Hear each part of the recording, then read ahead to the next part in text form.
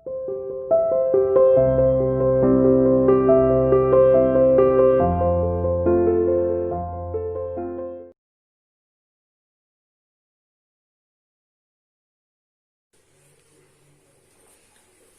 बेटा, कक्षा 9वीं में हिंदी विषय में हम लेसन पढ़ रहे थे प्रेमचंद के फटे जूते।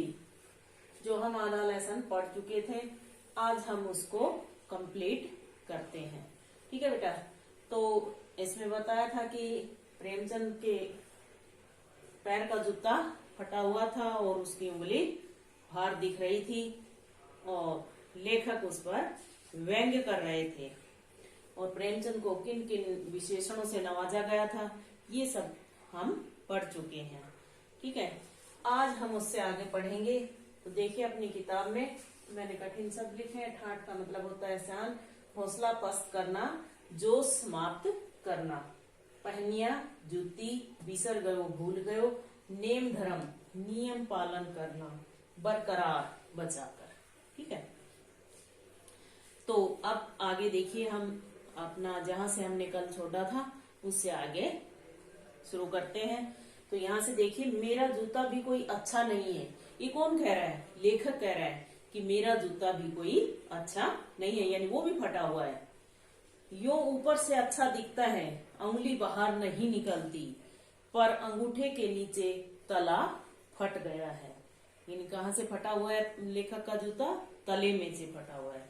अंगूठा जमीन से घिसता है और पैनी मिट्टी पर कभी रगड़ खाकर लहूलुहान भी हो जाता है। क्यों? क्योंकि नीचे से तला फटा हुआ है।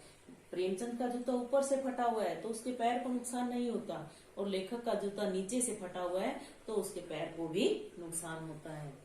पूरा तला गिर जाएगा, पूरा पंजा छिल जाएगा, मगर उंगली बाहर नहीं दिखेगी। तुम्हारी उंगली दिखती है पर पांव सुरक्षित है। यानी उंगली दिख रही है, जूता मेरा भी फटा हुआ है लेकिन मेरा दिखाई नहीं देता, मेरे पैर को नुकसान हो रहा है। तो ये क्या हुआ कि वो दिखावे को बढ़ावा देते हैं। यानी जो लेखक है वो दिखावे को बढ़ावा देते हैं, प्रेमचंद है वो दिखावा नहीं करते, वो दिखावे में विश्वास नहीं करते। मेरी उंगली ढकी है पर पंजा नीचे घिस रहा है, तुम पर्दे का महत्व ही नहीं जानते, हम पर्दे पर कुर्बान हो रहे हैं। तुम फटा जूता बड़े ठाठ से पहने हो, ठाठ से मतलब शान से पहने हो, मैं ऐसे नहीं पहन सकता।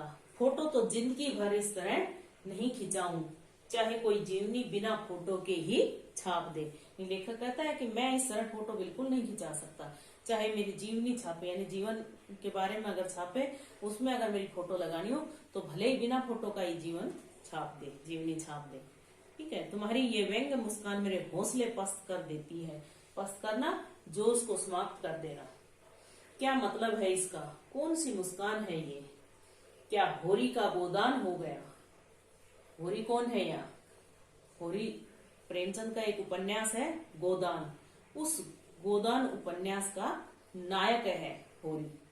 ठीक है, समझ गए? अगर आपसे पूछा जाए कि इस पाठ में होरी कौन है तो क्या बताएंगे? गोदान उपन्यास के हीरो का नाम होरी है। ठीक है, ये नायक का नाम होरी है, या फिर ये कहिए कि गोदान उपन्यास का नायक होरी है। क्या पूस की रात में नीलगाय हल्कू का खेत चर गई? ये पूस की रात भी उपन्यास है प्रेमचंद का। क्या सुजान भगत का लड़का मर गया क्योंकि डॉक्टर कलब छोड़कर नहीं आ सकते? नहीं, मुझे लगता है माधो औरत के कफन के चंदे की शराब पी गया। वही मुस्कान मालूम होती है, मैं तुम्हारा जूता फिर देखता हूँ। यानी लेखक की दृष्टि वही पर अटकी हुई है। कैसे फट गया है ये? मेरी जनता के लेखक। कितने विशेषण हमने पढ़ लिए थे? महान कथाकार, उपन्यास सम्राट, युग परिवर्तक, है ना, महान साहित्यकार, और आज एक और नया नाम आया है, मेरी जनता के लेखक। ठीक है, आगे देखिए कि क्या बहुत चक्कर काटते रहे, क्या बनिए के तगादे से बचने के लिए मील 2 मील का चक्कर लगाकर घर लौटते रहे। यानी बनिए का तगादा मतलब कि किसी से जब पैसे लेने जाते हैं तो उस चक्कर से बचने के लिए भाई यहीं से कहीं रास्ते में पड़ जाए और पैसे मांग ले तो उसके मारे दूर से लंबे रास्ते से जाना। चक्कर लगाने से जूता फटता नहीं है, घिस जाता है। कुंभनदास का जूता भी फतेहपुर सीकरी जाने आने में घिस गया था। उसे बड़ा पछतावा हुआ। उसने कहा, आवत जात पहनिया घिस गई, बिसर गयो हरि नाम। कि आने जाने से जूते घिस गई हैं और भगवान का नाम भूल गया है।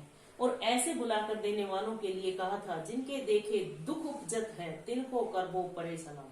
यानी जिनके देखने से कष्ट होता है उनको दूर से ही नमस्कार कर देना चाहिए। चलने से जूता घिसता है, फटता नहीं। तुम्हारा जूता कैसे फट गया? अब लेखक फिर उसी बात पर आ गए कि चलने से तो जूता घिसता है, फटता नहीं, तुम्हारा कैसे फट गया? इसका मतलब तुमने कुछ ना कुछ गड़बड़ की है, कहीं ठोकर मारी है, किसी पत्थर पर ठोकर मारी है, किसी टीले पर ठोकर मारी है। मुझे लगता है तुम किसी सख्त चीज को ठोकर मारते रहे हो। यानी इसका मतलब क्या होगा? सख्त चीज क्या होगी?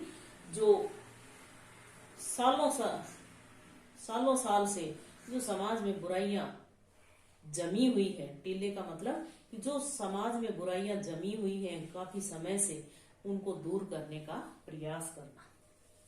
कोई चीज जो परत सदियों से जम गई है, उसे शायद तुमने ठोकर मार मार कर अपना जूता फाड़ दिया। कोई टीला जो रास्ते पर खड़ा हो गया था, उस पर तुमने अपना जूता आजमाया। टीला किसका प्रतीक है? समाज में फैली बुराइयों का। तो आपसे अगर पूछा जाए कि इस पाठ में टीला शब्द किसके लिए प्रयोग किया गया है, तो क्या बताएंगे? वो समाज में फैली बुराइयों के लिए। तुम उसे बचाकर भी उसके बगल से भी तो निकल सकते थे, यानी उससे बचकर भी तो जा सकते थे। टीलों से समझौता भी तो हो जाता है। सभी नदियां पहाड़ थोड़े ही फोड़ती हैं। यानी नदियों के रास्ते में अगर पहाड़ आते हैं तो वो सबको थोड़े ही फोड़ती है, वो थोड़ा सा उस रास्ते से दूसरे रास्ते से होकर निकल जाती है। कोई रास्ता बदलकर घूमकर भी तो चली जाती है।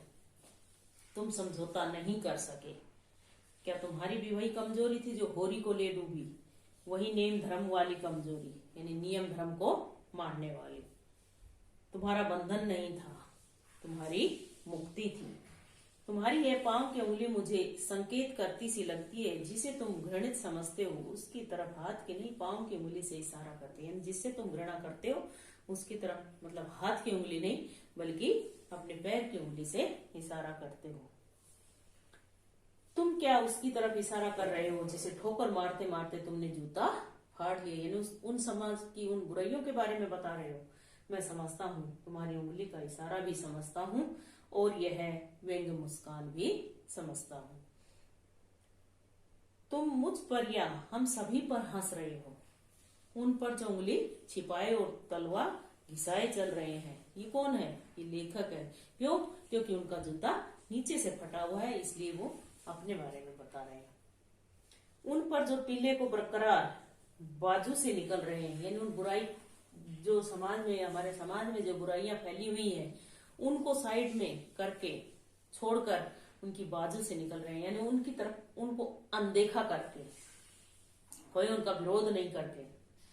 तुम कह रहे हो मैंने तो ठोकर मार मार कर जूता फाड़ लिया, उंगली बाहर निकल आई पर पांव बच रहा और मैं चलता रहा। मगर तुम उंगली को ढांकने की चिंता में तलवे का नाश कर रहे हो। तुम चलोगे कैसे? नहीं, ये बुराइयां एक दिन इतनी हावी हो जाएंगी कि तुम्हारा इस समाज में जीना मुश्किल हो जाएगा। इसलिए तुम अपने पैर को बचाए हुए हो और ये बुराइयां हैं, ये दर प्रतिदर जमती जा रही हैं और एक दिन ऐसा होगा कि इतनी अधिक हो जाएंगी, तुम पर इतनी हावी हो जाएंगी कि तुम इस समाज में कैसे जी पाओगे। तुम चलोगे कैसे? मैं समझता हूँ, मैं तुम्हारे फटे जूते की बात समझता हूँ, अंगुली का इशारा समझता हूँ, तुम्हारी व्यंग मुस्कान समझता हूँ। ठीक है, तो ये आज हमने ये लेसन कंप्लीट पढ़ लिया है। इसके जिसने भी नोटबुक में फेयर में अपनी में अभ्यास के प्रश्न उत्तर नहीं लिखे हो तो बेटा लिख लेना, और जिसने लिख रखे हैं वो याद कर लेना। कंप्लीट लेसन को पढ़िए, इन बिटवीन क्वेश्चन ध्यान से। जब तक आप लेसन नहीं पढ़ोगे वो क्वेश्चन याद नहीं होंगे। अब जो स्वयं करने हैं वो लिखिए क्वेश्चन।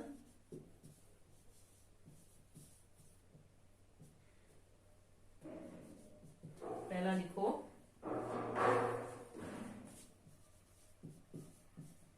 घोड़ी कौन था।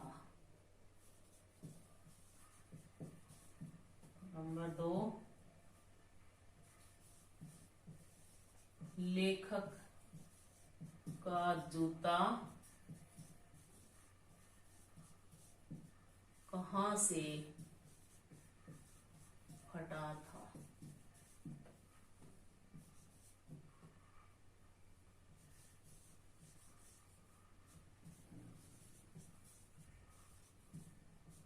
टीला शब्द किसका प्रतीक है।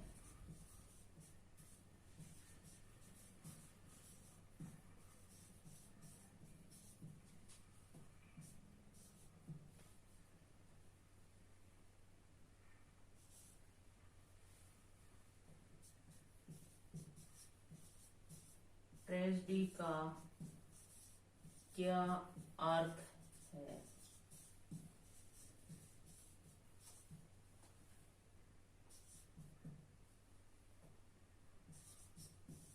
प्रेमचंद के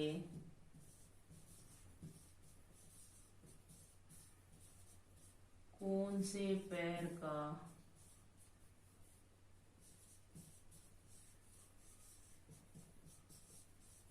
जूता फटा था।